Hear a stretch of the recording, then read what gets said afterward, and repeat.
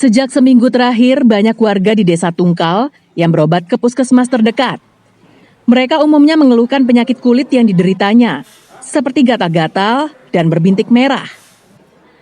Diduga penyakit yang diderita oleh warga ini merupakan dampak dari buruknya pengelolaan tempat pembuangan air sampah yang berada sekitar 500 meter dari pemukiman warga.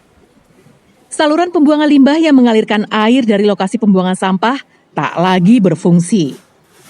Sebagian besar saluran pembuangan tersumbat lumpur dan mengalami pendangkalan. Akibatnya, air lindi yang berasal dari pembusukan sampah mengalir ke daerah pemukiman, masuk ke pekarangan, serta merembet ke dalam sumur-sumur milik warga. Tak hanya itu, sawah dan kebun milik warga yang ada di sekitar tempat pembuangan akhir itu tak lagi produktif. Sawah-sawah mengalami gagal panen, sedangkan kebun warga yang biasanya ditanami palawija tak lagi menghasilkan karena tanamannya tak tumbuh secara sempurna. Derita warga terkait pengelolaan sampah yang buruk itu semakin bertambah saat daerah Tungkal diguyur hujan deras. Air lindi dan sampah yang ada di lokasi itu dibawa air hingga ke sungai. Akibatnya bisa ditebak, sungai yang biasanya digunakan warga untuk keperluan MCK jadi tercemar. Jika hujan reda, warga pun tak lagi nyaman melakukan aktivitas di sungai karena bau tak sedap yang berasal dari sampah yang mengendap di sepanjang aliran sungai. Warga berharap pemerintah Pariaman serius mengelola tempat pembuangan akhir sampah ini sehingga warga di sekitar area itu tak lagi menderita.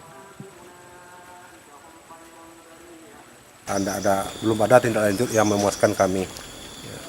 Misalnya? Misalnya kayak tumpukan-tumpukan yang membahayakan pemukiman masyarakat, belum dapat memuaskan kehendak dari hati kami. Sementara pengaduan kayak dari masyarakat ke rumah yang gatal-gatal lah, segala macam, airnya tidak bersih. Sudah ada yang sakit Pak itu? Sakit secara apa? Kalau secara di puskesmas mungkin sudah ada detailnya yang terutama gatal-gatal. Gatal-gatal ya Pak? Ya, gatal-gatal dan ispa lah. Ya.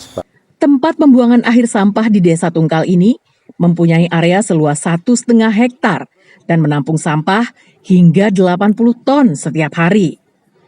Pengelolaan sampah masih dilaksanakan secara manual, yakni diambil, dibuang, dan ditimbun.